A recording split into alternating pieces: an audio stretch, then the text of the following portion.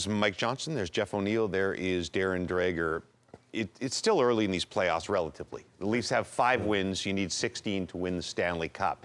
But they continue to show signs of what we were saying all year, that this is a different version of the team. Adversity against Ottawa, they close it out. Adversity in Game 1 against Florida, they're able to close it out. What were the keys to this piece of evidence that they're different? James, I told you this afternoon there would be a big difference in the Maple Leafs approaching the game with the Florida Panthers and saying, oh, I hope we can get some opportunities because they're going to stifle us in the neutral zone. There's going to be no room in the offensive zone. From the drop of the puck, they used their feet and their legs and their skill, and they took it to the Florida Panthers. This is what we're going to throw at you, and you're going to have to chew on it. Right from the first shift for William Nylander, he just gets the puck, skates it in. Great job by Pacioretty on the forecheck, and he blows it by Bobrovsky.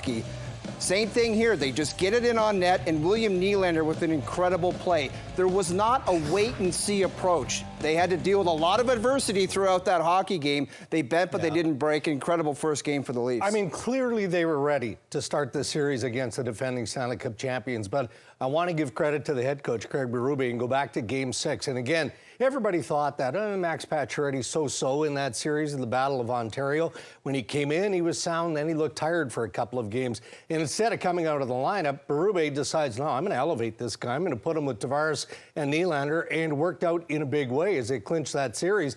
And it's almost like this guy is rejuvenated now as you see this line pick up where they left off in Game 6. And you have to look at the history here of Max Pacioretty, right?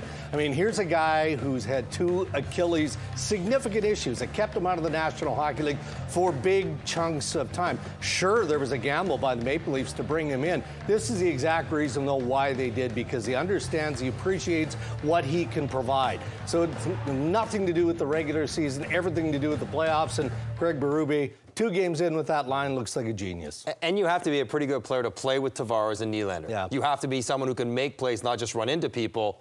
To play with those guys, he did a nice job of that. And they had a great first period, pretty good second period, got a little tight in the third period, but so many times in playoffs past for Toronto, when they get in those tightest moments late in the game, when they need a play. They can't get that one extra. They need a play. They need a goal to just, okay, we got it. And Matthew Knies, is the strides he has taken in importance on this team. Florida gets a chance at one end, maybe got away with a trip there. That was not called on Carlo, but then Matthew Knies, the speed that he has, the power in his game, and the pretty nice hands, backhand shelf over Bobrovsky to make it 5-3 in the moment, calm everything down, give them the insurance that they eventually would need, as Sam Bennett made it 5-4 at one point. That's the goal that has been so hard to come by for Toronto, and I think Matthew Knies being a more prominent member of the team this year just gives them another valuable weapon in moments like that. We're going to be with you for the next half hour or so, getting all sorts of post-game reaction, and it begins with the guy you were just talking about. Here's Matthew Knies with Emily Kaplan. Matthew, wild 5-4 game. What stands out about the way your team won? Yeah, I think the composure we had, they found a way to, kind of claw back in the game, but I think we bent a little bit, but we didn't break, and we stayed composed in the big moments, especially with the empty net there. We, made some key plays, and we got the win. Big moment in the second period when Joseph Woll comes in cold, no warm-ups. What's going through your mind at that moment? I mean, I trust him a lot. I think everyone on our bench does. He's an incredible goalie. He stepped up last year in the playoffs too. So, it's not surprising at all to me. And based off the way tonight went, what are you expecting the rest of the series? It's just going to get harder from here. I know that they're going to have a good pushback, and we just got to be ready for it and try to replicate this kind of work ethic. And I think we should have a lot of success. Awesome. Well, we'll see you Wednesday. Appreciate you. Thank you so much. The adversity that you were talking about really started when Sam Bennett knocks Anthony Stolarz in the head. Which maybe didn't look like a ton at the time, and Stolarz seems fine, but a few minutes later he's at the bench and he's vomiting, and suddenly the game has completely changed. And numerous elements to this. Let's start with the first. No, obviously Stolarz hell. Yeah, I mean, it looked like an innocent enough play, you're right. And initially, when we saw Anthony Stolarz leave the game, we thought, all right, well, maybe the concussion spotters spotted something that we didn't see on the television replays. So initially he takes the shot early, right between the eyes. So is that part of it? Don't know. But you can clearly see here in slow-mo that Bennett's elbow makes contact with Anthony Stolarz's head. So he's initially rattled a bit, but he goes to the bench, has a quick conversation with Joseph Woll. Everything looks good until about 10 minutes later, he comes back to the Toronto bench, and you can see that he's sick. He's literally throwing up on the bench. And at that point, he had to be taken out of the game, and Joseph Woll comes in. So there's that factor. So is it related to the Sam Bennett elbow to the head? And if we're saying that, then we're assuming it's concussion related, which we don't know. But, I mean, he could also be ill in the play as well. I mean, we don't know. This won't make Leaf fans feel any better. Our Chris Johnson at the game tonight reporting that he was taken off in a stretcher, obviously not off the ice, but left the building on a stretcher, Anthony Stolarzz. So clearly he wasn't well after that had happened. So a couple things here. Obviously, we won't know his health. If it's a concussion, those things are tough to diagnose. Doesn't sound like the flu. That does not sound like the flu. And so, like you said, I don't know if it was an innocent play. Bennett has a history of this. It looked like intentional, but was it violent enough to warrant something that gets looked at by the league? I didn't see a violent play there. It looked like a guy who is a known pest and who looks to, I mean, he would usually hit to hurt, but you watch his glove here. It's like his glove right there, not even necessarily an elbow. It just kind of catches him in the head. So for everybody that's up in arms that this guy went and attacked the goaltender, yes, he might have said accidentally on purpose, the goaltender's there, I'm going to get in his way. But the act doesn't look violent where he tried to take his head off. I agree, but Department of Player Safety though. will look, though. They'll look at it for sure. You can hurt someone, right? And Anthony Stolarzz clearly was hurt on that play. Maybe it doesn't look overly forceful, but there is an elbow to... Well, it depends on how they look at it, Dregs, where they say it doesn't matter how you actually went about doing it. It's just the result of the play. But it didn't look violent where it was a vicious elbow. Agreed. Well, there's several criteria when you start thinking about supplemental discipline. Yep. You know, was there intent there? I think there absolutely was intent there. Okay. Was it a contact to the head? To an unsuspecting opponent? You can see it. Yeah, absolutely, I think it was. Was it forceful and strong impact? Probably not. Was there an injury on the play? Looks like there might have been. So several of the criteria have been met, and if Stolarz's out long term. So like if I look at Sam Bennett's right foot here, he elects to push through Stolarz's. He doesn't stand upright when he's got his forearm on Stolarz's head, and I don't know so much if it is the force of the impact, but the unprepared Stolarz's getting hit and kind of having his head Not torqued, expecting it for sure. having that sort of whiplash motion. But it feels like during the regular season this will be a game or more. You think so? In the regular season. But will it be in a playoffs when it needs basically to be 2 games to be But one? then, Drake, you know, concussions are so difficult. Like Drake showed him getting hit in the head earlier with the puck. Does that contribute to you? How can you diagnose that this caused the injury? Let's get more from the game. Here's Morgan Rielly. Yeah, I thought it was a good effort. Obviously, a good start is important. But, you know, it's going to be a long one, so enjoy it, and then, you know, we'll get right back to work starting now. What was your perspective on what you see on the Bennett-Stolarz elbow? I didn't really have a good look at it, to be honest with you. So I'll check into it, I guess, but I didn't have a good angle of it. What goes through your mind when he leaves the game, Louise? I'm not sure if you could tell he was sick on the bench. Yeah, we didn't know what happened, but, you know, we have all the faith in the world in Joe. So, you know, you don't want anyone to leave the game, but we, you know, have faith in our depth and our guys. So I thought Joe came in and played well. You talked about having a good start. What about Willie's first period for you guys? Yeah, outstanding. Obviously, he came out and was feeling it, and you know, that obviously helps. You know, set the tone, and you know, it's nice to get the first one, and then you just go from there. On your goal, why did you elect to keep the I just felt like I had space. That's all. You've got more goals in the playoffs than any defenseman in franchise history. Like, when you hear that, what goes through your mind? Yeah, it's cool, but you know, ultimately, we're still chasing one thing, and you know, you ask anyone in here, no one is really focused on anything else besides that. You know how hard it can be as a young player in the league. What stands out about how Knies is elevated in the playoffs? He's been incredible.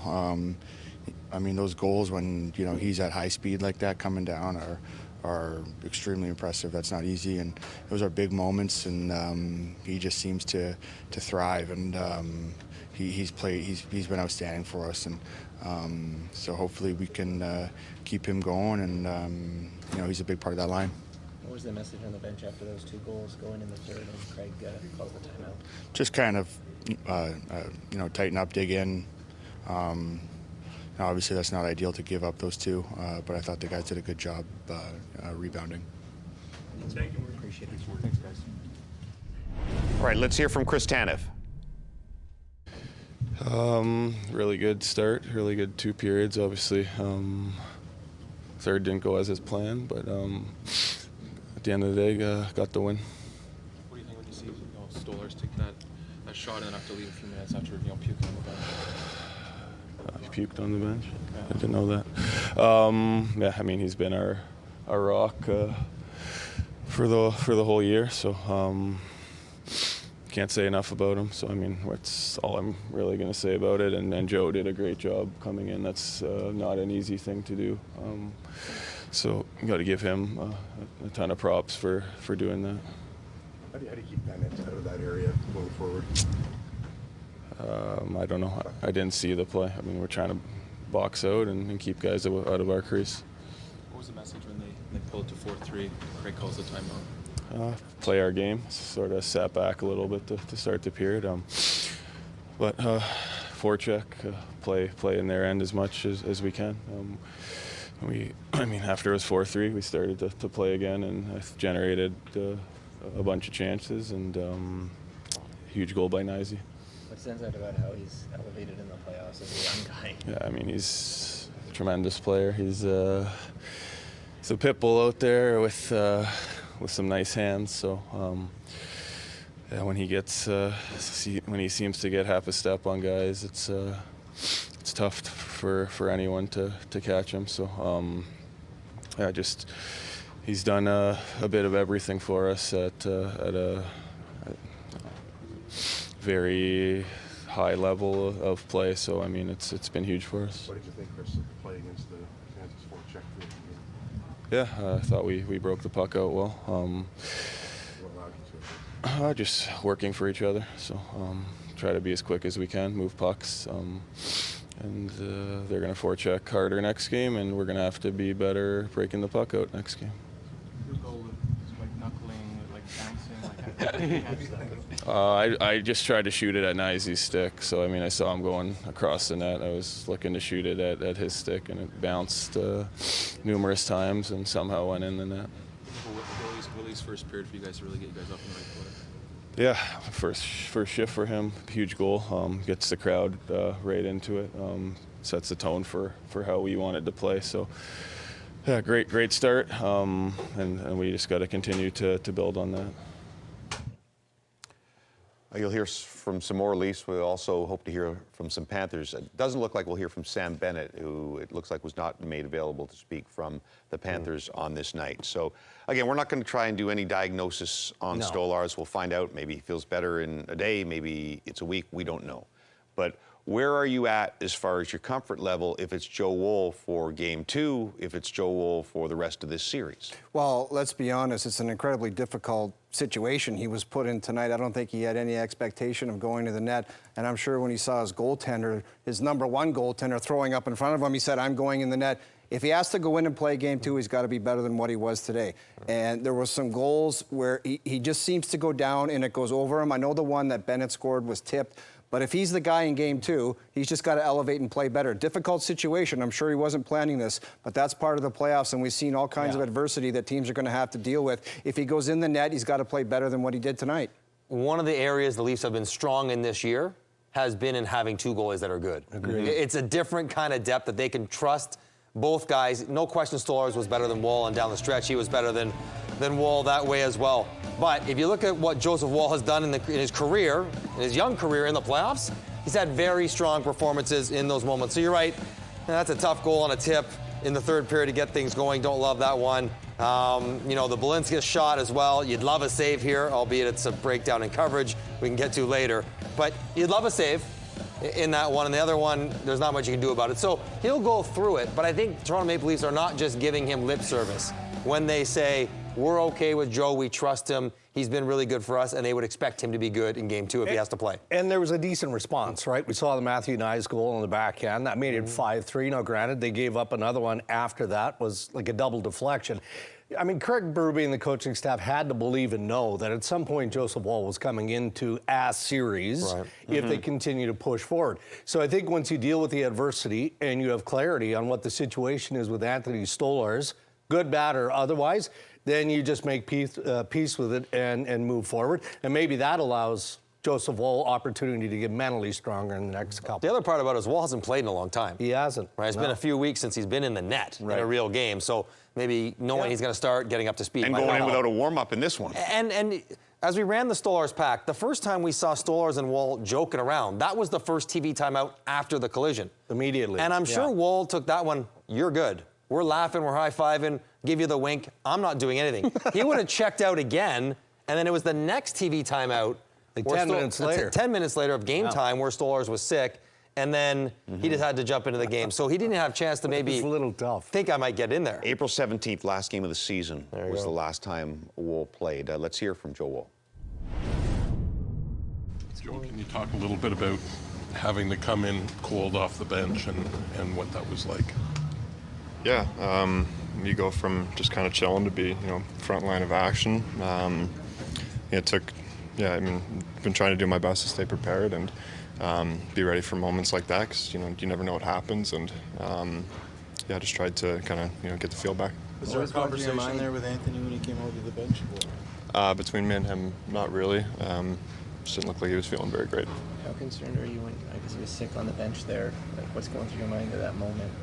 Yeah, I think it's kind of a mix of concern for him, and I don't want to see him, not feeling well or whatever's going on, and at the same time, getting prepared to play. So there's kind of a mix of that. It had been a while. How have you gone about trying to, stay as sharp as you can? Yeah, I think not really changing much in terms of my mindset and my habits, and continuing that. I think trying to continue as best I can like I've been playing and doing different routines and continuing that. And I think, just trying to do my best in that way to keep my mind right. How do you brace yourself? There were a few saves you had to make your slot early on. They're trying to get you hit the ground running, if you will, to get right back into this. Yeah, it's nice to get pucks early and get the feel back. They like to crowd the blue paint. How do you brace yourself for the traffic? You kind of got initiated pretty early on. Yeah, I mean, I expected it. It's playoffs. I think every team makes it a point to crash the net, and my job is to stop pucks. It's not to get into anything like that, so that's what I'm going to do. What did you think of the Bennett kind of hit on Anthony that got him out of I'll have to look back at it, and, if it was bad, we'll let the league, handle it. When you saw Anthony go down, what was your first thought? I don't like that. Of course, it's when you see your teammate go down like that, it's not good. When he goes down on the ice or when he wasn't feeling well, come to the bench. These guys are trying to create a family atmosphere in here, so it's just like when we're family members. It looked like you got a little scared as well with the teammate crashing into you. Are you any worse for wear after that, or it's just a bit of a scare? When I got hit? Yeah. No, I'm good. How do you recollect yourself when, the 2 goals go in the third and Craig calls the timeout? How do you use that time? I think just stay in the mindset that I've tried to keep all year, and things are going to go up and down throughout the game, throughout the series, and just trying to stay my best, stay in the moment, stay present, and gear up for the next shot. What makes Matthew Knies good in those one-on-one situations with the goalie? And he's a special player, man. He's a horse. You guys see him on the forecheck, and he's got a lot of skill, and he shows it in moments like that. So pretty special. What's your perspective on how he deals with pressure as a young guy in the league? Feels like it doesn't faze him. What do you notice? Yeah, I mean, I think he's got a lot of maturity, and he shows that. And I think he's pretty unfazed by all of that. He just goes out and does his job, and I don't think he tries to be someone that he's not. I think he plays to his strengths as much as he can. How much have you seen him grow, even from October to now? As a player? Yeah, I think he's letting his skill come out more, and you guys are seeing that. And obviously, he's had a great year and puts the puck in the net, makes plays, and he's a menace on the forecheck. Thank you, Joseph. All right, here's Panthers coach Paul Maurice. You're not going to expect that you can look either way again. You're hopeful that you don't look the way you did at the start, but the other team's protecting a lead at that point, so they're not going to look like that either. It was the perfect storm of that's not the way you want to start when you're everybody's got lots of energy and jump, but there's some tension to it always at the start. So when you're behind one, and that was our first period, we didn't look like ourselves, and then righted it in the second, and after that had a pretty good push in the third. Paul, what do you attribute that sloppy start to the first two? Coaching. That's what I do. Your vantage point of a play involving Sam Bennett and Anthony Stolarz. Stolarz obviously leaving the game. Not nearly as good as the referee's vantage point. Standing right there, he saw it. So, coach is coach. You know what? We're hopeful for Anthony and his health. Like, we love that guy, and we hope he gets better real fast. Is there anything, Paul, that the Leafs did early in the first period that might have caught you guys off guard? Played us. Yeah. Listen, we're both going to look at it. They had the home crowd jump. They were humping pretty good. We were a little late on just about everything that we did. Yeah.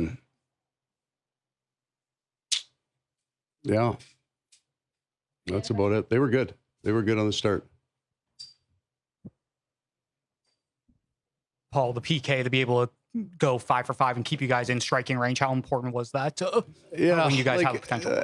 It's such a big part of our game, and you're going to need to take some confidence out of a loss. That would be the piece to our game that kind of looked like we supposed to look in general. So that's solid. Got here late. Our apologies for that. Just the Sam Bennett elbow on Anthony Stolarz. What are your this is thoughts what's on going to happen. You're going to light your hair on fire, and I'm going to let you. I've answered one on it. I understand that you're late. The referee is standing right there when it happened, and then you will do your thing, and the league will do its thing, and I'll coach the next game, hopefully. After that start, you never know. He's good. He's a beauty. He's good. The can't miss news conference, win or lose every game. Paul Maurice. It's almost like Daryl Sutter back in the day. Daryl was a different way of doing it. It was the lack of words. Maurice. I think the point that he made, though, and he made it twice. Yeah, the ref's standing right there. right was there. 6 feet away with a great look at it. But that's what the Department of Player Safety is for. Right. So he's like, that happens all the time. Don't ask for my opinion on it. He's saying the ref was right there. He chose not to call even a penalty, which I think we would all agree that should probably be a penalty. Agreed. For suspension, whatever, that should have been a penalty. And if it was at the very Barkov, least. probably that would be the end of the conversation. Sure. But Sam Bennett does have a history of whether it's walking the line or slightly crossing the line, correct? 100%. Sam Bennett is very good at knowing how to inflict damage in a way that will not get him in trouble. And it's a skill, and hockey's a tough game, especially in the playoffs, where you do anything you can to get your opponents out of the game. Just like that play right there, he just gets tangled up with Knies, and he knows how to go into the boards with him. And accidentally punches Brad Marchand in the face while Marchand's coming to hit him, checks his blind spot to see if he saw, he didn't. He's very good at it. So he didn't go flying in there and hammer Stolarz. He put his arm on his head, skated through, and gave it a little shove as he went through. That's what he did. Now, what Sam Bennett has done before in his career will only come into play if the Department of Player Safety decide that this incident is worth a suspension on its own. Then you take into consider the other stuff. Other than that, this is an isolated incident. Agreed. And that pack that we just saw is also part of why Brad Treliving and 22 other general managers are going to line up on July 1st. For Sam Bennett. I mean, he brings this is the He thing. finds a way, and he straddles that line as well as anybody in the league. And when we're talking about him this way, this is not a criticism of him. No, in the hockey world, in the playoffs, this is an attribute that is sought after. So Brad will beg for a suspension tomorrow and then just beg for a Bennett to sign signature. on Give him July 2, 1st. please. Let's get William Nylander and Matthew Knies, who are now at the podium. Matthew, what did you think of Sam Bennett's hit on Anthony Stolarz taking him out the game?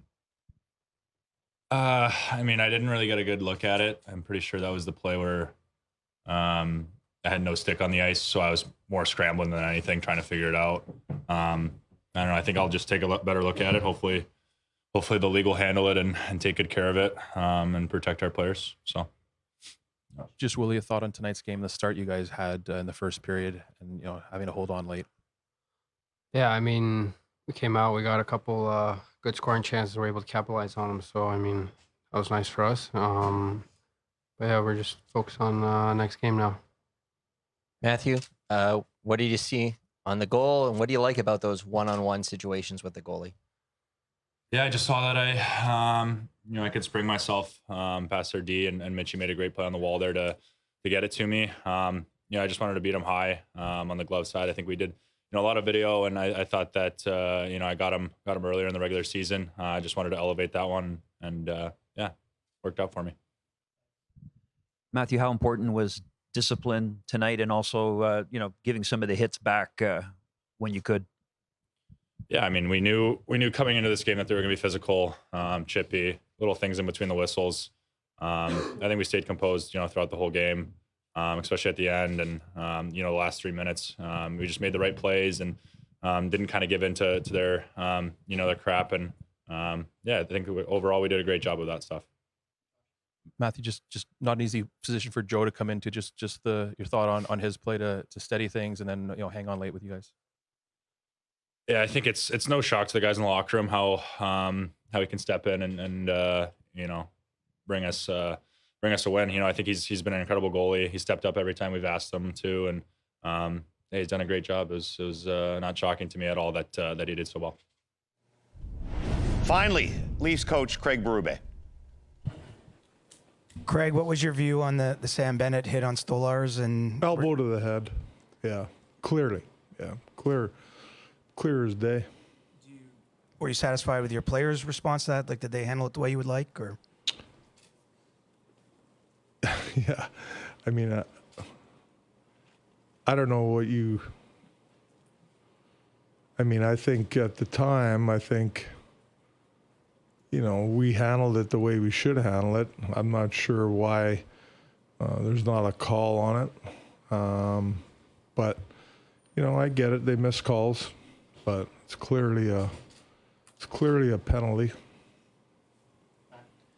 Craig, obviously concerning to see Anthony get sick on the bench after the play. Can you give us an update on his status right now? It's being evaluated. That's all I got for you guys on Stolarz. So I wouldn't keep commenting on it. I just wanted to. Oh, sorry. I know you don't want to say much more, but is he in hospital being evaluated? I don't. Right now, it's just being evaluated. Right. Yeah. Outside of that play, it certainly felt like your team was the one imposing themselves physically early Yeah. on. I mean, you're happy Well, with that that's part? what we said. We wanted to set the tone, and I thought we did that in the first period with how we wanted to play the game. And, I was really satisfied with that side of it. Craig, what'd you say to the group after the Panthers scored 2? Well, I'll just settle down. I mean, I thought that we were, backing off too much and not being aggressive anymore, especially through the neutral zone. We kind of sagged back a little bit too much and let them get to their game too much, So it was just get on our toes again. Let's get up, get our gaps up, get our angles up, And, I thought we did a great job in the first period of that, and a lot in the second too, but thought that we just kind of sagged back too much. Did you find, you were commenting the other night about the way the bench was in Ottawa, the center is tied. Did you find the guys the same way in the third tonight, you think? Yeah, very good. Even with the goalie switch and everything going on, I thought, I know we had a PP at the time, but I thought our bench was good tonight. Not an easy spot for Joe to come in. Just a word on his performance in a difficult situation and how he. Yeah, no, it's a tough situation for sure, and especially in a playoff game, and with this magnitude and everything. So, he handled it well, I thought. And listen, we got the win. Craig, as a young guy in the league, what stands out about how Knies handles the moment, handles the pressure? Well, I mentioned this morning to somebody asked me, what are you most impressed by with Knies? I said his hands. I mean, he's got great hands and tight. And I didn't know this coming in here. And, you know, you see the power and the skating and in the physicality and that sort of stuff, but the hands are really good and tight. And that was a great example of it tonight with the goal he scored. Just to confirm, is the elbow, the Bennett play, going to be something the team takes up with the league, or are you going to let them do their? Well, they do their job. Like they'll look at everything and decide what's necessary. You know, that's all I know it's an elbow. Had no call on the play, but in your estimation, is it worth supplementary discipline? Again, that's not up to me. That's up to the league, and so they'll do what they think is necessary on that play. Like that's not for me to comment on. That's their job, and they'll do it. You know. Thanks, guys. About as composed, as calm as any coach in the league when he does these news conferences, but the first few seconds where he sat down and gets asked that first question, you could tell he was simmering, because he's rarely short like that. You heard Maurice said his interpretation, the ref was right there, and Berube's interpretation, clear elbow to the head, should have been a penalty. That's just the playoffs right there. Yeah. The one coach is saying the guy elbowed my goaltender in the head, and the other coach is saying the referee was right there, and if something bad happened, he would have called it. That's what happens whenever there's an incident on the ice in the Stanley Cup playoffs. Obviously, the Stolarz injury is impactful to the team, but I wonder, like, if this discourse does it help Florida versus Toronto over the next couple of days? It's going to be talking about Sam Bennett, what happened, the elbow, what should the outcome be? And I almost wonder if for Toronto, they've done such a good job being focused on the task at hand. And Florida thrives on this stuff. They're always in it. Mayhem surrounding. Mayhem, the chaos. Yeah, you've got two Stanley Cup winning coaches, though, right? Right, Yeah. but they're going to have to make sure to set the manager. tone for their team to make sure to focus on the task.